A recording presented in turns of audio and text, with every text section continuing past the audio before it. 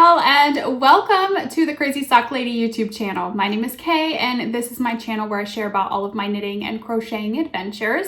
So this episode today is our fourth Scrappy Sunday chat, and I cannot wait to share with you a finished object. They're pretty spectacular. So you can find me on Instagram and Ravelry as The Crazy Sock Lady, and I do have a group for this YouTube channel on Ravelry. If you're over there and you hit the groups tab up at the top, search Crazy Sock Lady Podcast, it's gonna pull that up for you there. That's where there's knit-alongs going on. There is a thread over there for Scrappy Sunday if you wanna head over and share what you're working on and chat about anything Scrappy Sunday related. I will have links right down below this video to everywhere that you can find me, as well as links to project pages, any shops that are mentioned, all that fun stuff. So Scrappy Sunday, if you're new and you're like, what is Scrappy Sunday? So on Instagram, hashtag Scrappy Sunday is where I share everything on Sunday that I'm working on that's scrappy knitting or crocheting related. To me, Scrappy Sunday is a way to clear my mind, work on all of my scrappy projects and give them a little bit of love because they tend to get pushed to the back burner a lot.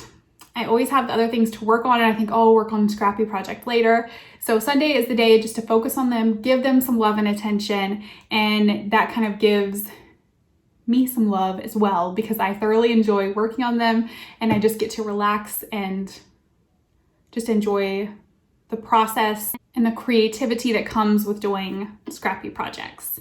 So today I have a finished object to share with you, a work in progress, and a giveaway. So we're gonna go ahead and jump in with the giveaway. So Dana, who I love seeing her Scrappy Sunday post, I'm gonna put her Instagram handle down below for you guys. She posts the most amazing Scrappy Sunday photos every week. She has a scrappy pillow design, which is on my list to do. And she has donated 5 copies of that pattern for you guys. So I'm gonna put a picture up here of the couple of, she sent me like a collage of the scrappy pillows. And if you would comment down below, what should I have you comment?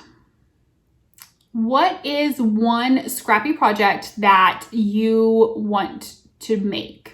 It could be something you've made before and you want to make again, or just something you have your eye on doing. Comment below with the pattern name, and then I will draw a winner on the next Scrappy Sunday chat, which will be in June. So it will be a little while, unfortunately, but I will draw the 5 winners. Did I say that she's giving 5 copies? I can't remember, but she's giving us 5 copies of that. So I will draw 5 winners from the comments below this video and announce them on the next Scrappy Sunday chat.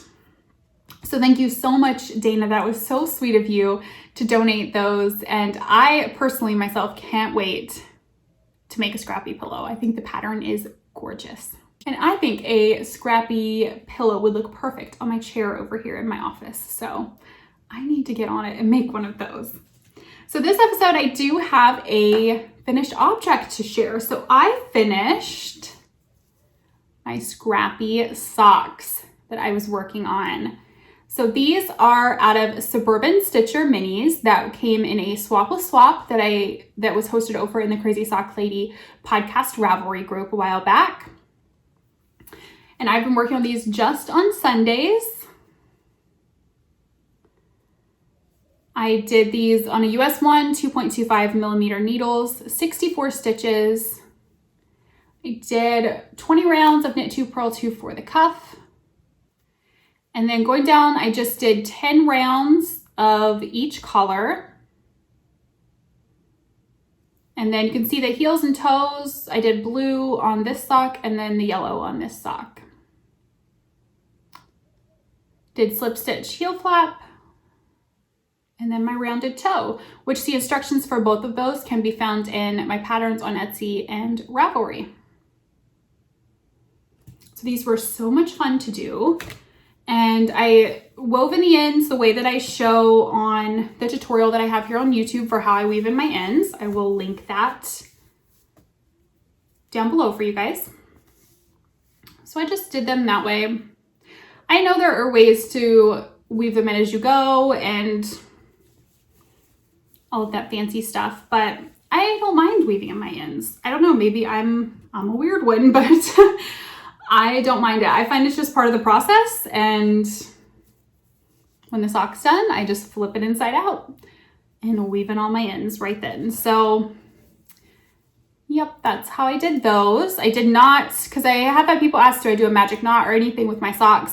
I've never done a magic knot in my socks, so I can't speak for how that would work.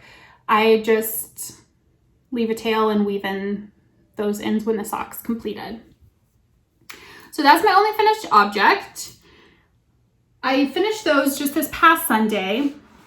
I only had, this is the sock I was on, and I was right here. So I only had 3 stripes and the toe left. So I decided this past Sunday, that morning, that I was going to do a stripe, time myself to see how long the stripe took. Then however long that stripe took, I was gonna work on my crochet corner to corner for that length of time. Then go back and do the second stripe, back to the blanket, third stripe, blanket, toe, blanket, all that. So to do 10 rounds on this sock took me 14 minutes and like 39 seconds, I think. So I just said 15 minutes. So I did 15 minutes on the blanket, then back to this and did the stripe, 15 minutes on the blanket, stripe, 15, toe, just back and forth until the ends were woven in and everything was done. So the other project I have to show you today is my crochet corner to corner. I have this in a bag from Bags by Awesome Granny. Yes, it's still shoved in here. It still fits. This bag is amazing. It's like a Mary Poppins bag, I think. It just holds this whole blanket. So when I finished my socks, I had a little bit of each mini left. So I went ahead and made a magic knot ball with them because I needed one for this blanket. Now I have a couple already made up over there, but I thought, well, I was sitting out on the front porch. I had them right there. I thought, let's just go ahead and make up a magic knot ball really quickly and go ahead and get that added in. So this is what is left of that magic knot ball. Let me find a spot on the blanket where I'm at. Okay. So I'm using a 3.5 millimeter crochet hook. This is a Tulip Etimo crochet hook. These are my absolute favorites. And here's where I am. So I got a good bit done since the last time. You guys have seen this on here. This is where I was last Scrappy Sunday chat. And then here's where I am. So, I mean, these little squares that you make with this are very tiny. So that's a good bit of work. And the rows are still, actually, they're not that long anymore. Look at that. That's how long the rows are from here to here. So I'm obviously decreasing at this point back down to a point. I'll stand up and show you guys this in just a moment, but it's getting so close to being done.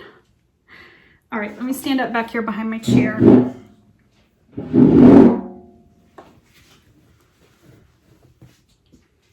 So the green down here is where it started.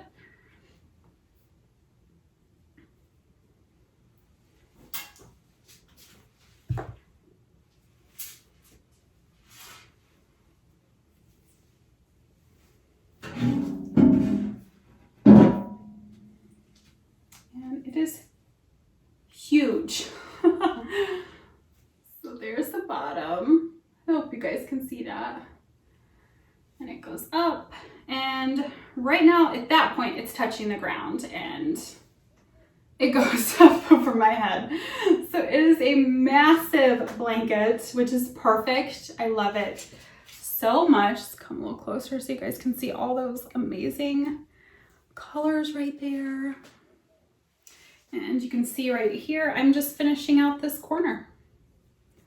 That's all I have to do still is finish out that corner. So it is so very close to being done. Before I forget, I always forget to mention if I'm wearing something knitted. So this is my Heart of Glass top. It's by Mary Annarella, I believe. Probably my absolute favorite thing I've ever knitted, other than my Pavement pullover. I have been thinking about making another one of these, the t-shirt length. I would also, there's a 3/4 length. I would love to make one of those as well, but yeah, I love it so much. And this yarn was Maker's Haven. I don't remember the colorway name. She doesn't dye yarn anymore, but yeah, this was Maker's Haven colorway. Okay. I always forget to mention what I'm wearing, so I'm glad I remembered that. So the crochet corner to corner, I did not use a pattern for this. I followed a tutorial on YouTube. So I will link my project page down below, and then I have the tutorial linked in the project page if you guys want to see that. It's a very fun blanket, and I just think it's perfect for scraps. Now the magic knot, I do have a tutorial for how I do my magic knot cakes and balls. So I will link the tutorial down below for you guys. They're super easy to do, and it just makes your scrappy knitting or crocheting so easy, I think, to not have to pick up a mini each time and wind it and get it ready and then weave in your ends and all of that. I think for, like I said, I've never used it in socks, but I've used it in blankets, and I've only had a knot fail me like twice. It has happened in this blanket, but only twice in this whole blanket. There are so many magic knots in here. Knock on wood, only 2 have failed me. And I've just re-knotted that section and moved on. So I think they're great for your blankets. All right, do I have anything else? Oh, I was gonna talk about, with this blanket, I haven't decided. I'm gonna move my progress keeper up here while I'm chatting, or I will forget. But I have not decided if I'm gonna do a border yet. So I am feeling like I want to do an I-cord border. I don't know how that'll work on crochet. Never done it, but I love the look. I did an I-cord border, and I actually have a tutorial for that as well that I will link below. I did an I-cord border on my Cozy Memories blanket. I don't have my blanket, but let me grab this. So this is what I made in the tutorial, a little mug rug, and this is the border that I did. It's the back side. Here's the front side. So this is what I did on my Cozy Memories blanket, but with this. This is just Knit Picks Stroll Fingering in the white. And I used this for my border. So I'm thinking about using this on this and seeing how an I-cord border would work with crochet. I think it would be super easy to go along the edges of these squares and just insert and pick up a stitch in each chain section or in the sides of the stitch. I don't think it would be difficult at all. And I think it would really pull it together on the ends.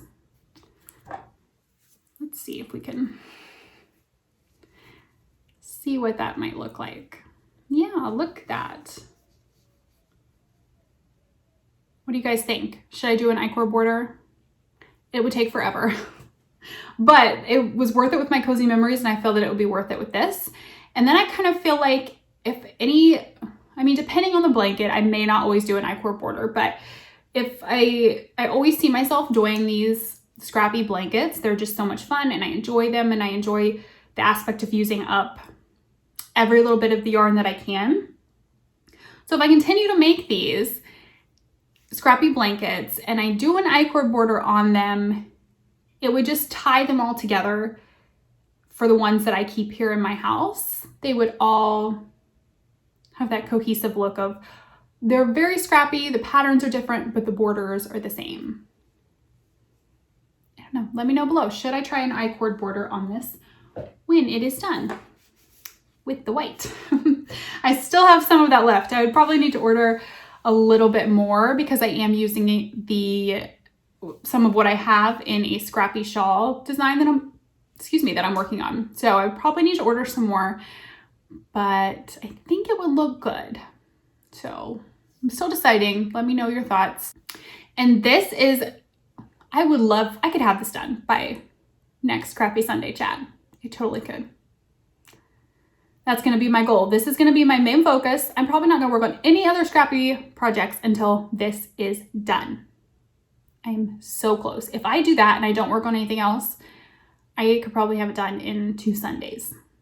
So let's see if I can make that happen. But I think that will wrap up today's Scrappy Sunday chat. Thank you guys so much for joining me today. I hope that you enjoyed this little chat about all of the scrappy things. And I will see you again soon. Until then, happy knitting or crocheting. Bye.